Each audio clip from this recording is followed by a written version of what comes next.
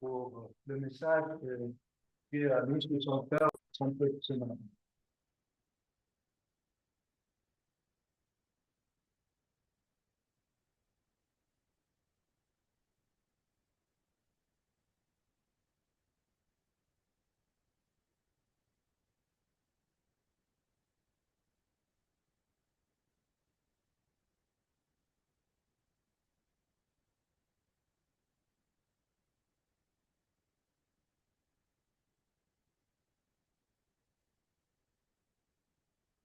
Bonjour, ça va bien?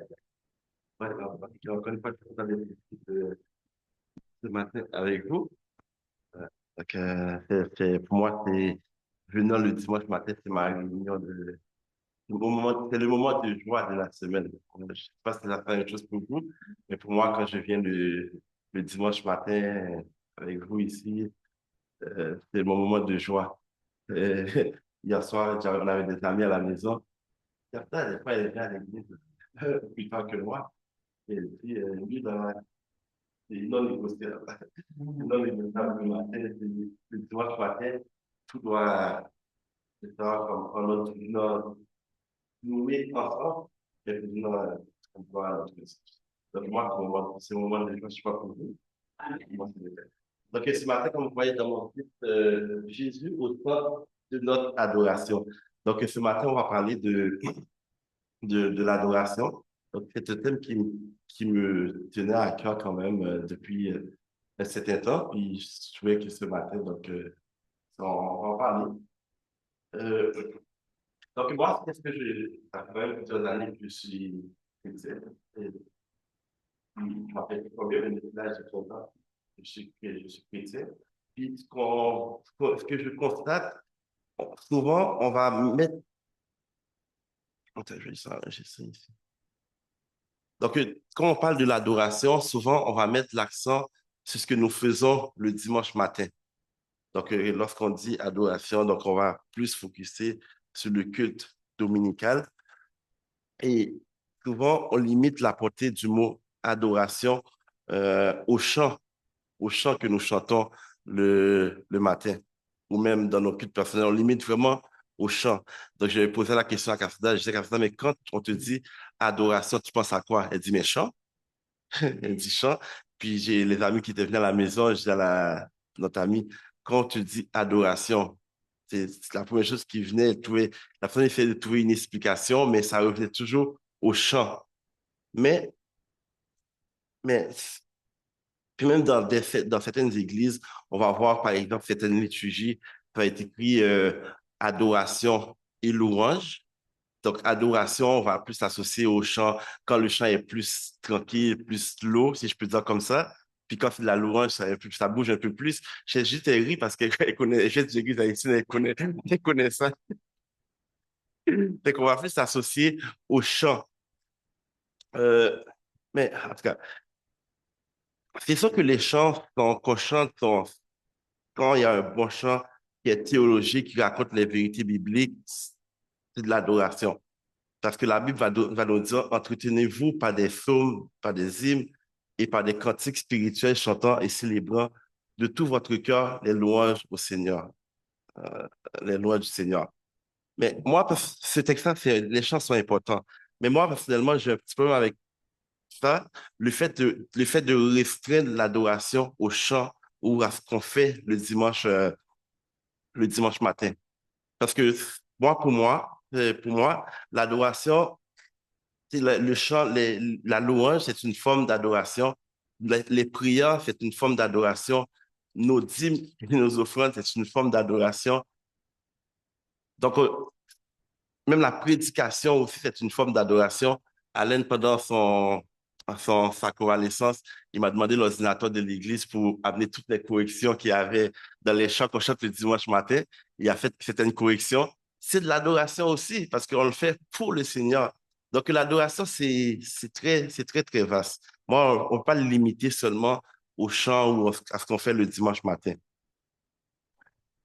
Il y a un auteur qui dit David Peterson, il va dire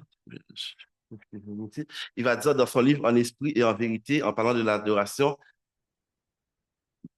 il est, il est étroitement associé à tous les thèmes majeurs de la théologie biblique. La création, le péché, l'alliance, la rédemption, le peuple de Dieu et l'espérance du croyant. Loin d'être un sujet secondaire, donc pas un sujet secondaire, avec souvent on va le mettre au second plan. Loin d'être un sujet secondaire, l'adoration se rapporte à la question fondamentale de la relation du croyant avec Dieu et de la façon dont il peut lui plaire dans tous les domaines de sa vie. Donc déjà là, on a déjà un élément de réponse que l'adoration, c'est pas seulement ici, mais c'est toute notre être en entier. Donc, l'adoration, c'est quelque chose qui englobe toute notre existence et non juste une activité ponctuelle qu'on va faire dans un temps donné ou dans un lieu précis. Je me rappelle quand il y a quelques années, quand je faisais mon bac en théologie, on avait un cours sur le culte, puis la professeure, euh, qu'est-ce qu'elle nous disait? Elle disait que l'adoration se résumait à deux mots: révélation, révélation, réponse. Révélation, réponse. Donc, si vous pouvez retenir c'est quoi l'adoration ce matin, c'est révélation, réponse. C'est seulement deux mots. Je m'explique. La révélation, c'est parce que la Bible nous présente un Dieu qui s'est révélé à nous. Donc, ça présente le plan du salut pour nous. Puis également, la réponse, c'est notre réponse à cette révélation, au plan de salut que Dieu nous présente. Donc, l'adoration, c'est simplement ça. Dieu qui se révèle. Nous, en tant que croyants, en tant qu'être humain, c'est quoi notre réponse à ce plan-là? Donc, révélation, réponse. Donc, si je peux vous présenter une définition, l'adoration est la réponse à la révélation de Dieu. Elle est une activité quotidienne de la vie du croyant, nourrie par l'Esprit et guidée par la parole de Dieu. Donc, moi, si je peux, c'est juste un petit résumé que je peux vous faire, c'est quoi l'adoration? Donc, sans révélation, il n'y a pas d'adorateur. Si Dieu ne se révèle pas, on peut pas l'adorer. Si le Saint-Esprit ne nous guide pas, on ne peut pas l'adorer non plus. Donc, l'adoration, c'est vraiment guidé par l'Esprit en se basant sur la parole de Dieu. Donc, ce matin, nous allons voir trois points. Euh, le premier point, c'est Dieu est l'initiateur de l'adoration. Donc, dans certaines religions ou même pour certaines personnes, l'adoration commence avec l'homme. Mais l'adoration, lorsqu'on parle d'adoration, ça ne commence jamais, jamais avec nous. Lorsqu'on veut mettre l'homme au centre, mais l'adoration commence vraiment avec Dieu. Parce que l'être humain, il ne veut pas dire, moi, de mon propre gré, je vais dire, je vais adorer un Dieu. Non, c'est que c'est Dieu qui décide de s'approcher vers nous. Donc, c'est lui qui prend l'initiative de venir vers nous. Donc, lorsqu'on dit que Dieu prend l'initiative, donc c'est parce que c'est une façon de dire qu'il s'est fait connaître à l'homme. Donc, l'homme ne cherchait pas Dieu, comme vous le savez très bien, mais Dieu, dans sa grâce, il est venu vers nous. Et il s'est révélé de deux manières. Euh, donc, il s'est révélé de deux manières. Donc, il y a deux types de révélations. Révélation générale, c'est-à-dire que Dieu se révèle dans la nature, dans la création. Par exemple, je ne sais pas si vous êtes amoureux de nature. Donc, lorsqu'on regarde la nature, toutes les saisons qui changent, on dit, ben, ça peut être, c'est vraiment, il y a quelqu'un en arrière qui a créé toutes ces choses-là. Donc, ça, c'est la révélation générale, donc la création. Par exemple, dans le psaume 19, il va dire, tous les cieux proclament combien Dieu est glorieux. L'étendue céleste publie l'œuvre de ses mains. Un jour en informe un autre, une nuit à l'autre nuit en transmet la connaissance. Ce ne sont pas des paroles, ce ne sont pas des discours ni des voix qu'on peut entendre. Donc, le psaume, il continue, mais on voit que c'est vraiment la révélation générale que la nature témoigne de, de l'existence de Dieu, puis Dieu se révèle de cette manière-là. C'est pour ça que souvent dans l'Épître aux Romains, l'apôtre Paul va dire que nous sommes sans excuse parce que on a tous une connaissance de Dieu parce qu'il est là, dans la création. Euh, Également, Dieu se révèle de manière personnelle, donc ce qu'on appelle la révélation spéciale. Donc, il s'est révélé de plusieurs manières dans l'Ancien Testament, par exemple, les songes, les visions, les miracles qui ont opéré pour sortir le peuple d'Israël. Il s'est révélé également par les prophètes. Il leur a donné des paroles pour son peuple.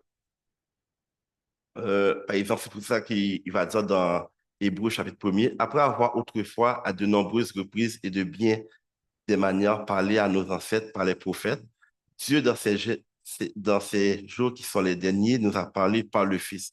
Donc, Dieu s'est révélé d'une manière spéciale. Puis cette révélation-là, c'est cette révélation-là qui nous sauve. Parce qu'il va communiquer un plan de salut euh, pour nous sauver et la révélation suprême s'accomplit en Jésus-Christ. Par exemple, si on peut lire c'est bon, dans Exode 3, verset 6, Exode chapitre 3, verset 6, je suis le Dieu de ton père, le Dieu d'Abraham, le Dieu d'Isaac et le Dieu de Jacob. Mo- Moïse se cacha le visage car il avait peur de regarder Dieu. Donc là, c'est la révélation que Dieu, il fait à Moïse, il dit, je suis le Dieu de ton père, le Dieu d'Abraham. Plus loin, il va dire, Dieu dit à Moïse, je suis celui qui suis. Et il ajouta, voici ce que tu diras aux Israélites, je suis m'a envoyé vers vous. Donc, c'est une révélation que Dieu, il fait à Moïse. Il vient vers Moïse. Donc, Moïse, il ne cherchait pas Dieu du tout, mais c'est Dieu, dans sa grâce, qui s'est présenté à lui. Donc, ça, c'était dans l'Ancien Testament. Mais dans le Nouveau Testament, on nous dit aussi que personne n'a jamais vu Dieu. Dieu, le Fils unique qui est dans l'intimité du Père, est celui qui l'a fait connaître. Donc, encore là, on voit que c'est Dieu qui vient, c'est Dieu qui vient vers nous. Donc, c'est Dieu qui vient vers nous. Puis la révélation suprême, que je peux dire ça comme ça, c'est faite en Jésus-Christ. Donc, par l'incarnation, vous savez que Dieu est venu, il a pris la forme humaine pour venir nous sauver. Il n'y a personne qui disait, Hé Seigneur, Jésus, je suis là. Non, c'est lui qui est venu par sa grâce. Et parce qu'à la fin, on va dire que personne ne peut venir à Jésus si le Père ne l'attire. Donc, Dieu, il fait le premier pas. Donc, c'est pas moi qui a fait le premier pas, mais c'est vraiment Dieu qui vient à nous.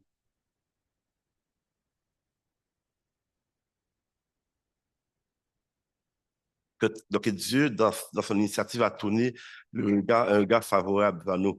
Donc, il va nous dire dans 1 Jean 4, 19, quant à nous, nous l'aimons parce qu'il nous a aimés le premier.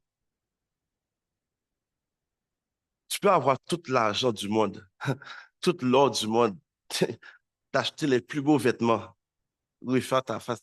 Aujourd'hui, on voit des gens qui refont un peu leur visage. Ou même, je ne sais pas si vous êtes habitué avec les réseaux sociaux un peu. Des fois, il y a des personnes qui vont mettre une photo, une photo avec un filtre qu'on appelle, un filtre. Donc, ils vont mettre quelque chose pour les rendre plus beaux, pour les rendre plus beaux. Mais là, quand on les voit en vrai, ben, c'est ce qui c'est la même personne. Donc, donc c'est vrai, des fois, ça, excusez, des fois, ça arrive. Mais qu'est-ce que je veux dire par là? On peut faire tout ça, on n'est pas plus aimable. On n'est pas plus aimable, on n'est pas plus adorable aux yeux de Dieu. Mais seulement le sacrifice de Jésus-Christ qui peut te rendre aimable devant Dieu. Parce que c'est pour ça qu'il va dire, quant à nous, nous l'aimons parce qu'il nous a aimés le premier. Donc encore là, c'est l'initiative de Dieu. Nous qui étions perdus, il nous a aimés et par cet amour, il peut nous permettre d'aimer en retour. Donc il nous a restaurés, il a enlevé notre cœur de pierre pour que nous puissions aimer en retour. Donc Dieu est l'initiateur de l'adoration, mes amis. Donc c'est pas nous, on peut chanter, on peut faire toutes sortes de choses, mais c'est Dieu de prime abord qui est venu. Puis quand il est venu, quand il est l'instigateur de l'adoration, c'est lui qui met les conditions. Ce n'est pas comme, on ne décide pas de faire comme qu'on veut à notre guise, mais c'est Dieu qui a racheté un peuple, donc le peuple d'Israël, puis nous également, puis c'est lui qui dit comment que nous devons l'adorer.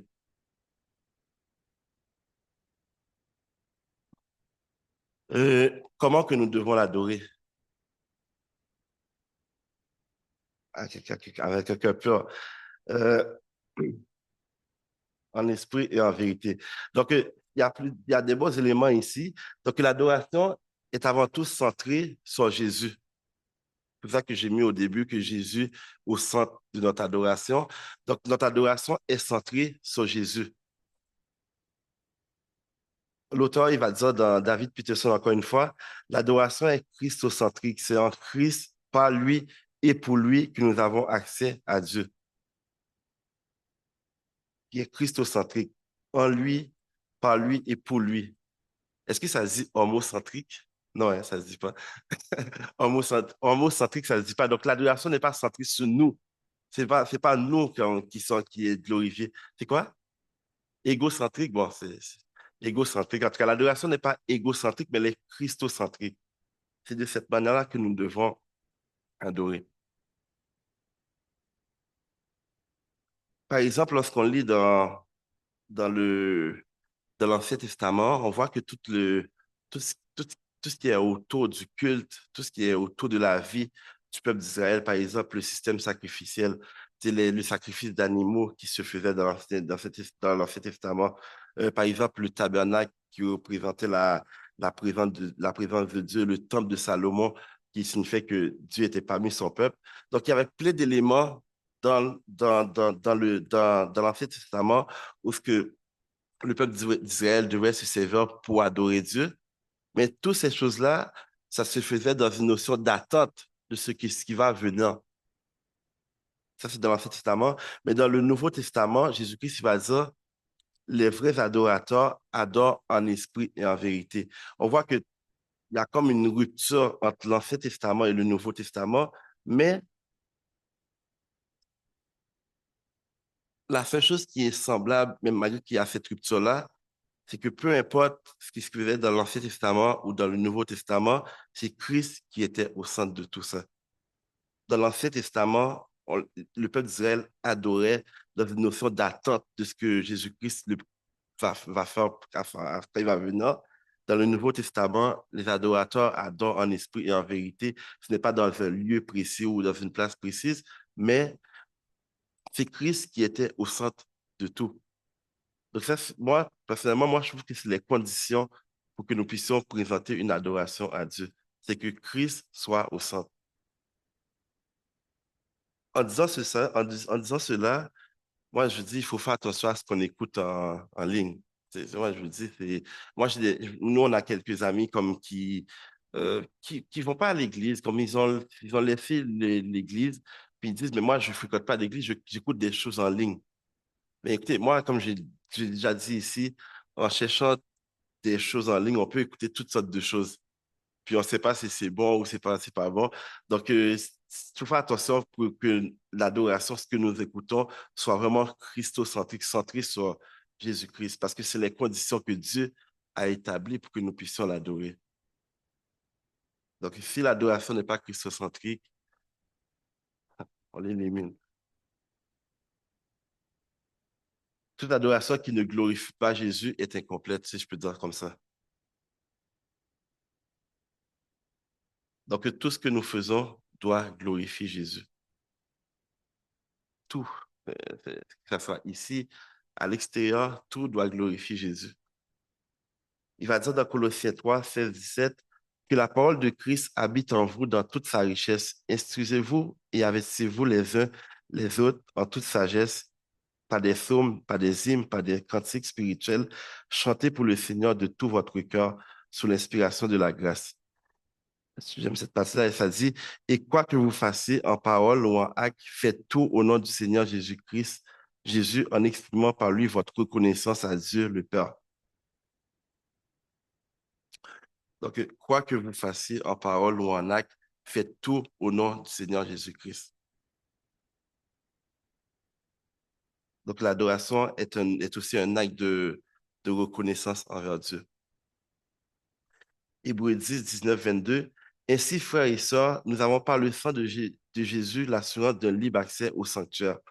Cette route nouvelle et vivante, il l'a inaugurée pour nous au travers du voile, c'est-à-dire son propre corps. De plus, nous avons un souverain prêtre établi sur la maison de Dieu. Approchons-nous donc avec un cœur sincère, une foi inébranlable, le cœur purifié d'une mauvaise conscience et le corps lavé de nos peurs. Comme on a dit, comment on adore Dieu, on a la réponse ici. Avec un cœur sincère, une foi inébranlable, le cœur purifié d'une mauvaise conscience et le corps lavé de nos peurs. Donc, on ne vient pas, on n'adore pas Dieu comme bien, comme bon nous semble. Donc, il y a un travail intérieur qui doit se faire également. Et puis, si vous remarquez à propos de ces deux textes, c'est toujours au sujet de Jésus. C'est toujours au sujet de Jésus que la parole de Christ habite en vous dans toute sa richesse.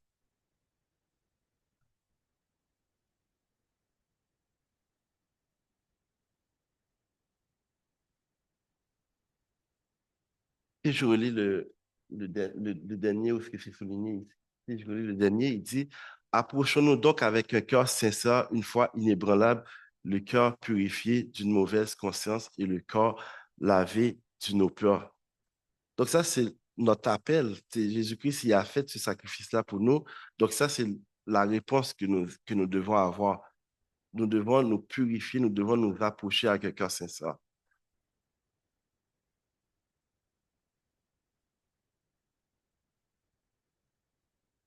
Euh, si on veut être un petit peu pratique ce matin, on peut dire que notre travail, nos relations, nos décisions, même nos pensées, nos finances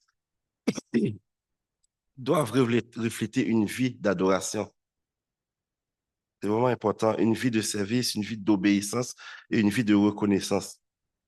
Moi, j'ai un ami comme un très bon ami, un très bon ami à moi. Donc, c'est quelqu'un qui ne croit pas. C'est quelqu'un qui ne croit pas, il a des doutes sur Dieu. Puis des fois, on se parle de moi, c'est-à-dire que il ne croit pas, mais c'est quelqu'un qui est ouvert à la foi quand même. Puis là, des fois, on parle de tout et de rien, etc. Puis je dis, moi, je m'en vais à l'église. Puis des fois, on parle de finances, on parle de tout. Puis je dis, mais moi, je donne de l'argent à l'église. Hein? Tu donnes l'argent à l'église? Comment ça? C'est quoi le problème? Des fois, tu n'arrives même pas à payer tes factures, tu donnes l'argent à l'église. Ben oui, je donne l'argent à l'église. En tout cas, pour lui, c'était vraiment étonnant, c'était vraiment surprenant. Euh, en même temps, j'ai dit, mais c'est la- c'est l'argent que je donne à l'église, parce qu'il y en a, l'argent que je donne à l'église, il sert à plein de choses. Par exemple, dans le cas de notre église ici, il sort à payer la bâtisse, bien sûr, notre location, mais également, il sort pour notre implication dans des œuvres à l'extérieur. Par exemple, les dons qu'on fait pour les personnes qui sont dans le besoin, par exemple, Jaffré, qu'on donne même à l'Association des familles chrétiennes. On donne cet argent-là, c'est pour pouvoir faire des œuvres pour y être utile à plein de personnes.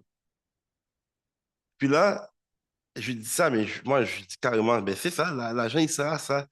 Puis je lui dis, mais en tout cas, il dit, il n'était pas nécessairement d'accord avec moi. J'ai dit, mais c'est comme quelqu'un qui achète une bouteille d'alcool à 300 $ par exemple. J'ai dit, mais la bouteille d'alcool, écoutez, j'ai rien que quelqu'un qui consomme de l'alcool, tout ça, mais la bouteille d'alcool à 300 $, finalement, il finit où? Cette bouteille d'alcool-là, il finit comme, il finit, il finit euh, à la toilette. Mais Sylvie l'a dit, moi, c'est moi qui l'a dit. Mais en tout cas, ça finit ici. Donc finalement, c'est moins utile que de donner de l'argent pour les gens qui sont dans le besoin. C'est vraiment comme ça, comme j'ai dit, je ne suis pas contre quelqu'un qui consomme d'alcool, quoi que ce soit. Là n'est pas le point. C'est pour dire que c'est- la façon qu'on adore Dieu avec nos finances, on voit ce que ça fait. Parce que, moi, la bouteille à 300 $, la paire de chaussures à 500 $, moi, personnellement, c'est juste une affaire personnelle. Une affaire personnelle. C'est sûr et certain qu'on met notre argent où ce qu'on veut, mais moi, je pense que c'est important de contribuer parce que c'est une forme d'adoration. C'est une forme d'adoration. Donc, on peut pas juste le limiter au chant, mais c'est une forme d'adoration. En tout cas, cet ami-là, on a des discussions comme ça de temps en temps. Puis, il dit, ouais, c'est vrai, je paye une bouteille à 300 $, je pourrais le donner pour faire autre chose, pour être utile à la plus de la communauté.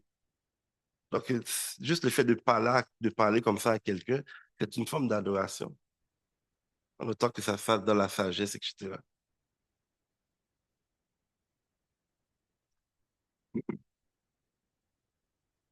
Encore une fois, non, comme j'ai dit, notre adoration doit être christocentrique, elle doit être centrée sur Jésus, parce que c'est ça les conditions que Dieu a établies. Ça doit se faire en Jésus. Et mon dernier point, c'est l'Esprit nous permet de l'adorer. Dieu est l'initiateur, c'est Dieu qui vient vers nous. Il veut que nous puissions l'adorer en Jésus-Christ, que notre adoration soit centrée sur Jésus, mais c'est le Saint-Esprit qui nous permet de faire cela. On ne peut pas adorer Dieu sans le Saint-Esprit. C'est le Saint-Esprit qui est en nous, qui va nous permettre de faire cette adoration-là. Le Saint-Esprit nous enseigne lorsque notre foi vacille, lorsque nous sommes un peu vacillants dans la foi, un peu découragés. Donc, le Saint-Esprit, il nous ramène vers lui. Je parlais avec un ami cette semaine, puis des fois, il disait qu'il était des fois, il est un peu découragé ou il prie un peu moins. Mais je dis, mais toi, le Saint-Esprit est en toi, tu es un enfant de Dieu, puis le Saint-Esprit va toujours trouver un moyen de te ramener vers lui. Je ne sais pas si vous l'avez déjà expérimenté, il trouve toujours un moyen, ceux qui lui appartiennent, de ramener vers Dieu. Puis ça c'est vrai. Donc, c'est vrai, donc c'est le Saint-Esprit qui nous permet d'adorer Dieu, de faire des bonnes actions. On ne fait pas de bonnes actions pour être sauvés, parce que nous sommes sauvés. Nous faisons des bonnes actions, nous adorons.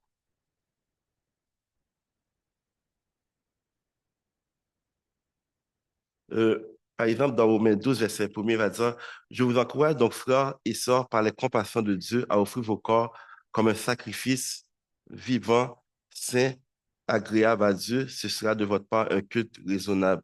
Ne vous conformez pas au monde actuel, mais soyez transformés par le renouvellement de l'intelligence afin de discerner quelle est la volonté de Dieu, ce qui est bon, agréable et parfait. Donc, l'adoration que nous offrons le dimanche matin, il ne peut pas être séparé de notre vie dans la semaine. Donc, ça va main dans la main. Ça va, comme on dit, ça va de pair, comme on dit. Donc, si on retourne à la définition du départ qu'on avait dit, l'adoration, c'est tout notre être en entier. Donc, toute notre vie, moi, je peux dire que c'est un style de vie, en fait, finalement. L'adoration que nous offrons à Dieu, c'est un style de vie. C'est pour ça que que le chant qu'on a chanté dans le culte un peu plus tôt, ressent ma vie comme une adoration, ressent mon corps comme un cadeau d'amour, mon cœur comme un cadeau d'amour. Je n'ai rien d'autre à t'offrir que ce sacrifice vivant. Je te donne ma vie pour toujours.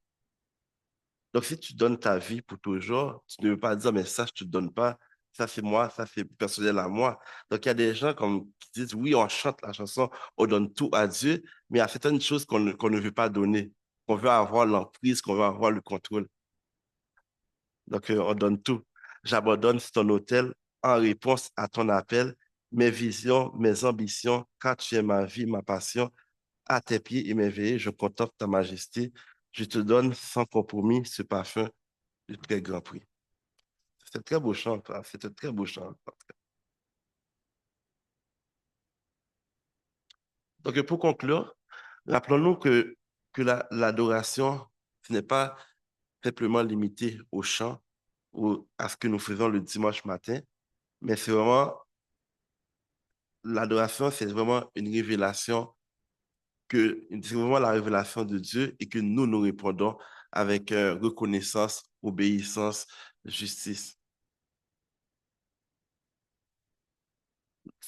Je finis avec cette citation-là de l'auteur, encore une fois, du livre En esprit et en vérité de David Peterson.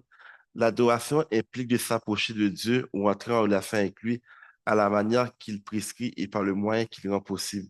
Elle comporte plusieurs aspects: honorer, servir, respecter, mais aussi renoncer à toute infidélité, à toute consécration qui nuirait à l'exclusivité de la relation avec Dieu. Donc, notre adoration comporte plusieurs aspects. Donc, il y a la notion de service, la notion d'honorer Dieu, de respecter, d'avoir la notion de révérence envers lui. Puis, également, Dieu, il doit être exclusif, il doit avoir l'exclusivité. Il veut pas de partage. Donc, il dit que je suis un Dieu jaloux. Un Dieu jaloux. Donc, il est un Dieu, il est un Dieu jaloux. Donc, si on veut l'adorer, c'est vraiment lui seul, centré sur Jésus-Christ et le Saint-Esprit qui est en nous, qui nous permet d'accomplir cela. Que le Seigneur vous bénisse.